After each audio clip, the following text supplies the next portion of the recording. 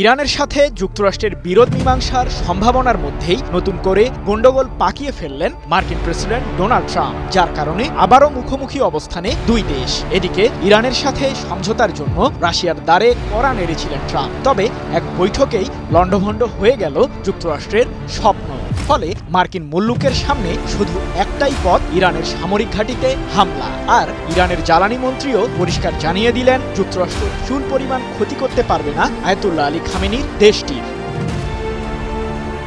মধ্যপ্রাচ্যে সামরিক শক্তিতে বহুদূর এগিয়ে গেছে ইরান, যার কারণে অঞ্চল জুড়ে বিপদে পড়তে যাচ্ছে যুক্তরাষ্ট্র সহ পশ্চিমাদের নিয়ন্ত্রণ রেখা। এমন আশঙ্কার মধ্যেই দেশটির পারমাণবিক কার্যক্রম নিয়ে তোড়জোড় শুরু করেন মার্কিন প্রেসিডেন্ট ডোনাল্ড ট্রাম্প। যে কোনো মূল্যে তেহরানের পারমাণবিক ও ক্ষেপণাস্ত্র কার্যক্রমে লাগাম টানতে মরিয়া হয়ে পড়েন ইসরায়েলের প্রধানমন্ত্রী বেনিয়ামিন নেতানিয়াহু ও তার বন্ধু ট্রাম্প। তাই তো ক্ষমতায় বসার মাত্র 15 দিনের মাথায় ইরানের তেল রপ্তানি শূন্যের কোটায় নামিয়ে আনার লক্ষ্যে নিষেধাজ্ঞার পাতায় সই করে ফেলেন ট্রাম্প। শুরু হয় ইরান ও যুক্তরাষ্ট্রের মধ্যে পত্রযুদ্ধ, যার ফলে মার্কিন ডলারের বিনিময়ে কোনো দেশের সাথে তেল বাণিজ্য সম্প্রসারণ করতে পারবে না ইরান।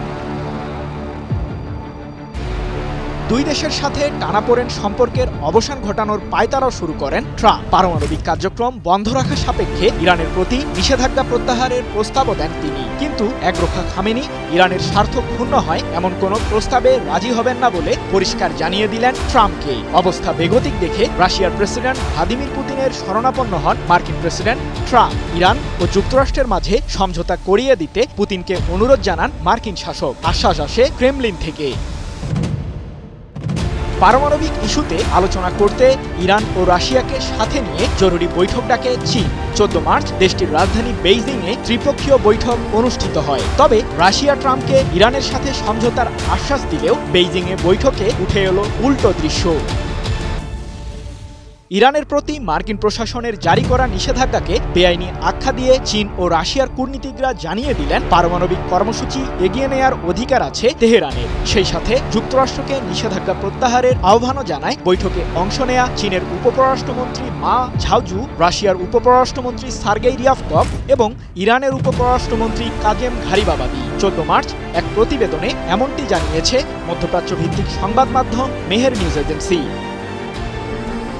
এদিকে ইরানের জ্বালানি ও তেল মন্ত্রীকেও নিষেধাজ্ঞার আওতায় নিয়ে এসেছে মার্কিন ট্রেজারি দপ্তর। সেই সাথে চীন ও ভারতের সাথে তেল বাণিজ্যে জড়িত আরও 3টি প্রতিষ্ঠান ও জাহাজও রয়েছে ট্রাম্পের নিষেধাজ্ঞার তালিকায়। তবে যুক্তরাষ্ট্রের এমন নিষেধাজ্ঞা যে কোনো ক্ষতি করতে পারবে না ইরানের, সে বিষয়টি তুলে ধরেছেন দেশটির জ্বালানি ও তেল মন্ত্রী মোহসেন পাকনেজাদ।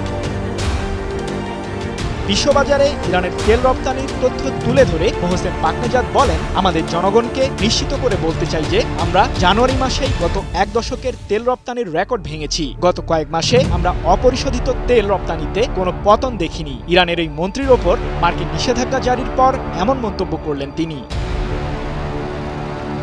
টানা 7মবারের মতো বেস্ট টিস্যু পেপার ব্র্যান্ড হিসেবে স্বীকৃতি পেয়েছে বসুন্ধরা টিস্যু। 2017 সালে প্রথমবার ট্রাম্প যখন যুক্তরাষ্ট্রের প্রেসিডেন্ট হিসেবে মার্কিন মসনদে বসলেন, ঠিক তখন থেকেই ইরানের প্রতি আন্তর্জাতিক আইন লঙ্ঘন করেই অমানবিক অত্যাচার শুরু করেন। ইরানকে পারমাণবিক কার্যক্রম থেকে স্থগিত রাখার সাপেক্ষে পশ্চিমাদের নিষেধাজ্ঞা প্রত্যাহার নিয়ে 2015 সালে একটি চুক্তি সই হয়। Joint comprehensive plan of action নামে ওই চুক্তি থেকে 2018 সালে বের হয়ে আসে যুক্তরাষ্ট্র। সেই থেকেই ট্রাম্পের সাথে বিরোধ শুরু ইরানের। তবে আয়াতুল্লাহ আলী খামেনিও চুপ করে থাকেননি। পারমাণবিক কর্মসূচি এগিয়ে নিতে ইউরেনিয়ামের সর্বোচ্চ মজুদ বাড়ায় দেশটি। যদিও তাদের দাবি, পারমাণবিক বিদ্যুৎ কেন্দ্র স্থাপনের জন্যই ইউরেনিয়ামের মজুদ বাড়িয়েছে ইরান। কিন্তু পরমাণু অস্ত্র নিয়ন্ত্রণে কাজ করা প্রতিষ্ঠান আন্তর্জাতিক আণবিক শক্তি সংস্থা IAEA বলছে, 6টি পরমাণু বোমা তৈরি করার জন্য পর্যাপ্ত পরিশুদ্ধ ইউরেনিয়াম মজুদ করেছে ইরান। অন্যদিকে রাশিয়ার সাথেও 20 বছর মেয়াদী সামরিক ও প্রতিরক্ষা চুক্তি করেছে তেহরান, যার মাধ্যমে মধ্যপ্রাচ্যে সুপার পাওয়ারে পরিণত হওয়া থেকে ইরানকে কেউ ঠেকাতে পারবে না বলে মত বিশ্লেষকদের। সৃজন মাহমুদ, নিউজ 24।